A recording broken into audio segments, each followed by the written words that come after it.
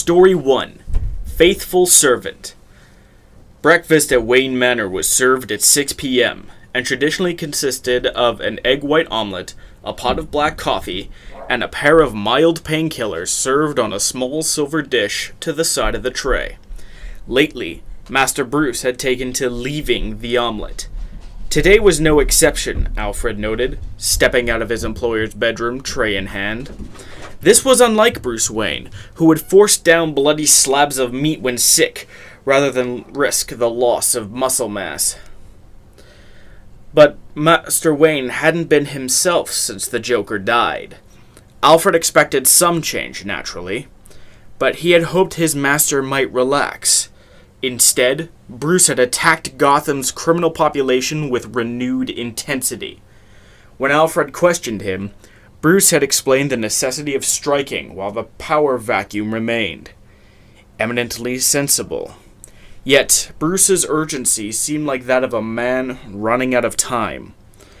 Alfred found Bruce in the Batcave, of course, already suited, sending revised specifications to Lucius for the new Batmobile. "Sir," Alfred ventured, "given that we have no pressing leads this evening, and sundown is not for another 45 minutes, I thought I might tempt you with what remains of your breakfast." 42 minutes. Bruce kept his eyes on the back computer screen. Alfred paused for a moment, wondering what possibly could have driven the man he raised to keep secrets from him, for the first time in 30 years. "Very good, sir," Alfred said, before leaving the room. Story 2. Wonder Tower. Hugo Strange followed Ra's al Ghul out onto Wonder Tower's viewing platform.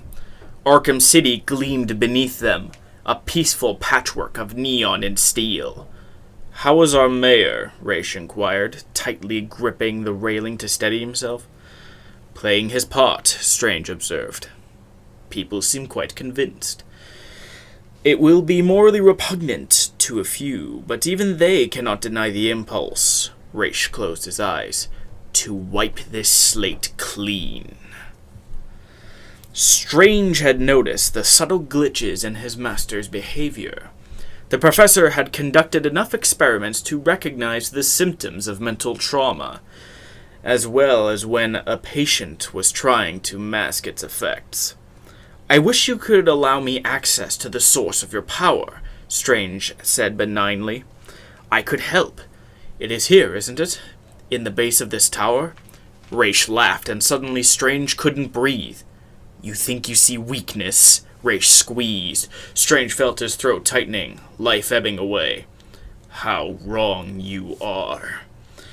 Ra's released him, and Strange dropped to his knees, sucking in air. Ra's walked back to his place overlooking the city. "We will rid Gotham of its vermin. Nothing can stop us." Strange massaged his neck.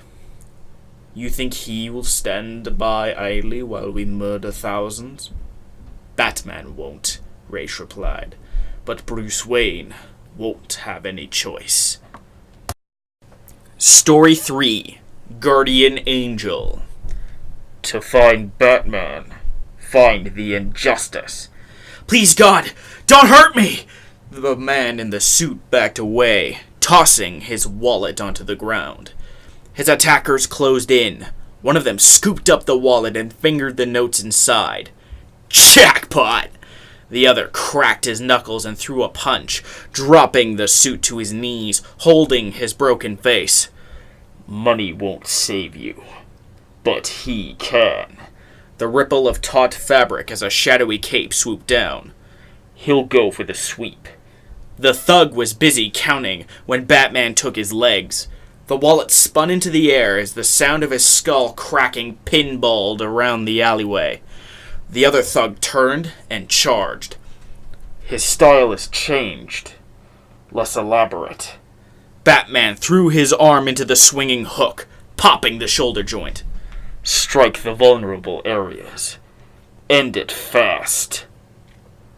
His fist slammed the thug's tattooed solar plexus, stopping his body like a bolt of electricity. "The longer the fight, the more it hurts him." Batman stood over the unconscious men, head tilted back, eyes shut, breathing hard. How can he leave them? They don't deserve to live. Azrael looked down from the rooftop. He studied Batman for long enough. He knew what Gotham needed. Divine justice. Story 4. Homecoming. 254 days, 17 hours, and 9 minutes. It seemed like a lifetime, yet still he hungered. Every waking moment a test of will. He'd never truly be free from the cravings, but at least now he'd found a means to channel all that pain into something productive. Something worthwhile. He'd returned to Santa Prisca broken and desperate, still reeling from his run-in with Batman in Arkham City. He was searching for solace, a fresh start, a means of making the nightmare stop. When he arrived in the slums of his homeland and found a young boy bleeding out from a gunshot wound in the street, mother wailing by his side, Bane realized what had really drawn him back here. Beneath the veneer of luxury resorts and spas, Santa Prisca was a hotbed of corruption, ruled by vicious cartels, drug lords amped up on venom, embroiled in a bloody turf war that had claimed countless innocent lives. Bane had started from the bottom and worked his way up.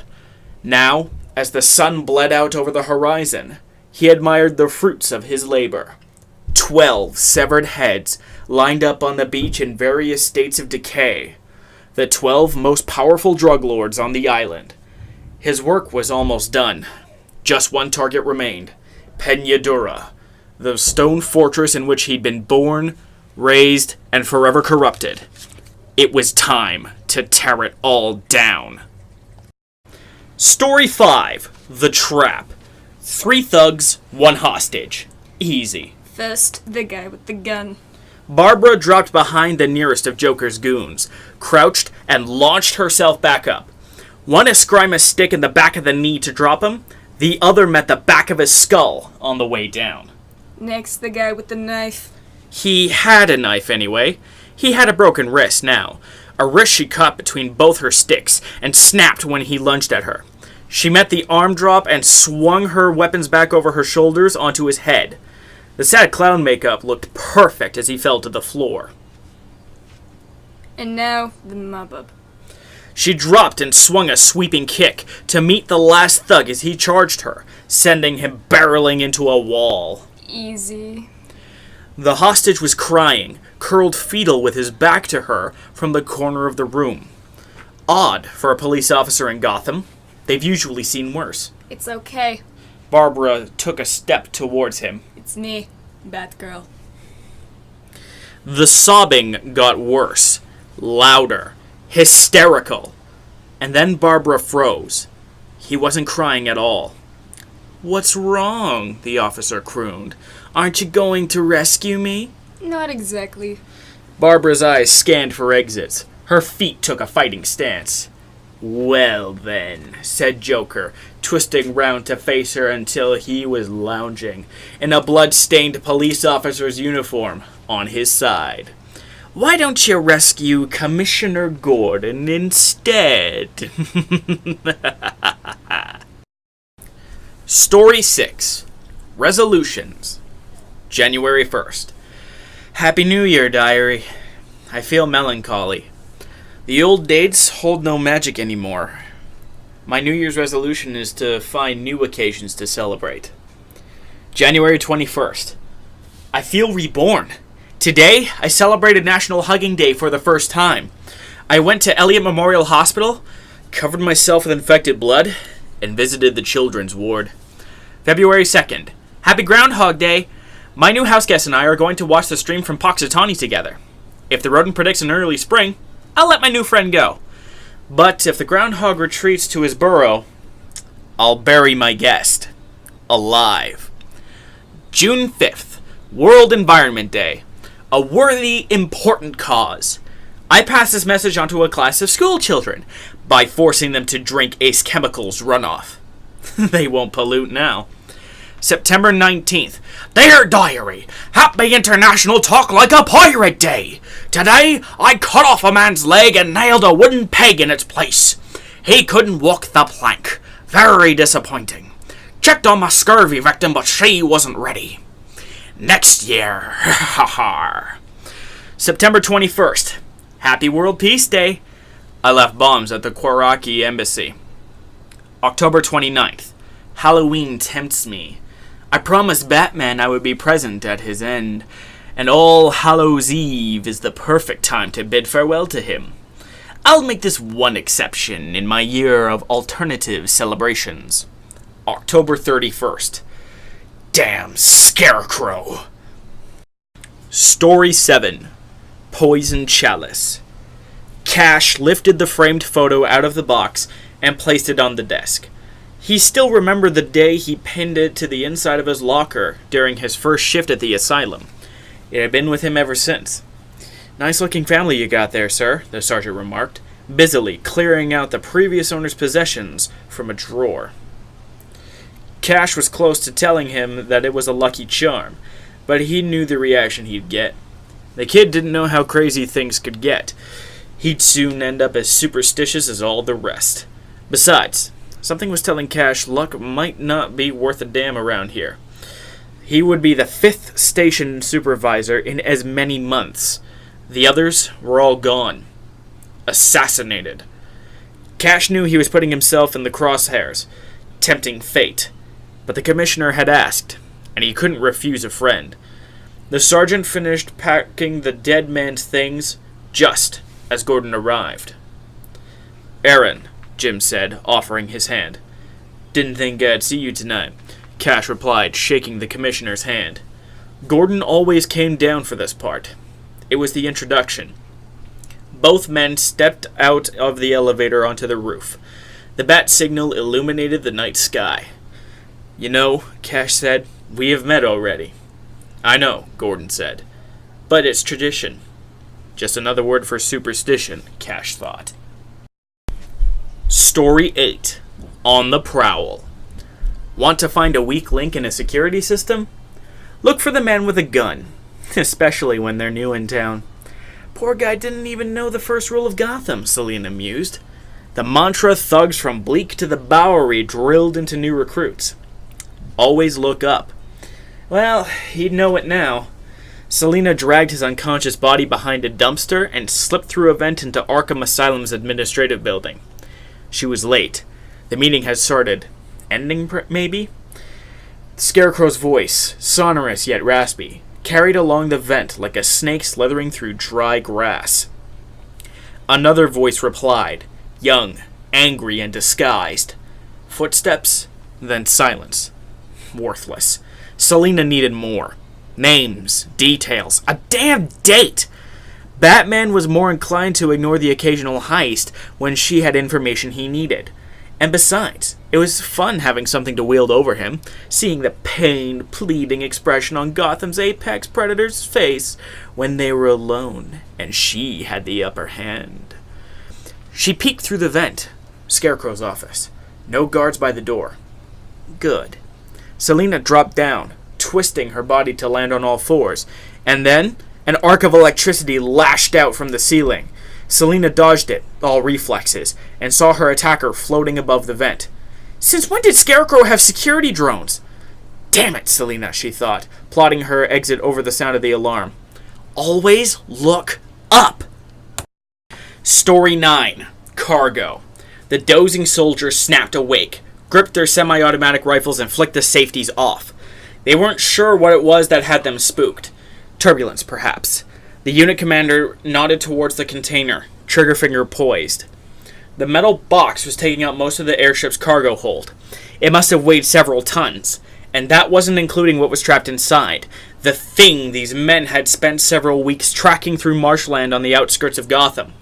Not everyone who started the mission had made it, their ravaged bodies left behind unceremoniously. This mission didn't exist, and now, neither did they. A plainclothes agent was reading the file, holding a handkerchief to his face to try and stem the smell of rotting fish emanating from the container. He only had words, photographs, patient history. He wouldn't get to see the creature for real. A relief. The agent looked up and spotted the panicked faces. These soldiers were tired and burnt out. Last thing he needed was any accidents.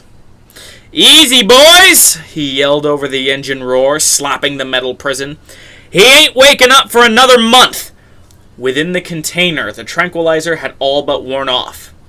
The opaque membrane withdrew across the eye. The vertical slit-shaped pupils dilated. Clark was awake and wanted off this airship. Story 10. The Mission. Clark stood on the littered sidewalk looking up at the sign. Until now, this place had been a rumor, whispered in the dark. The Deacon's Mission. By the sounds of it, you had to take your bread with a little preaching. They could try, Clark thought. He wasn't that hungry. Inside, a couple dozen men had their heads down, folding up tables and unstacking towers of chairs into rows. Clark spotted a large stainless steel pot, its lid ajar, the slit puffing steam. He made straight for it. His mouth hung open expectantly as he grabbed the lid. "They wanted to clear that away." A hand fell on his shoulder and squeezed. "But he told me you'd come." The voice had that benevolence only a servant of God could muster. Clark turned around. The deacon's graying hair and lined face betrayed a searing vitality.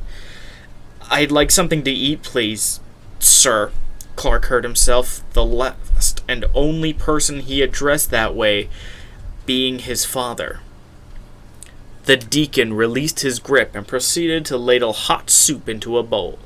"The Lord needs us strong," he proclaimed, passing it to Clark along with a spoon. The warm liquid snaked down his throat and coiled within his belly. It felt good, better than he expected. Clark went for another spoonful. Maybe he was that hungry after all.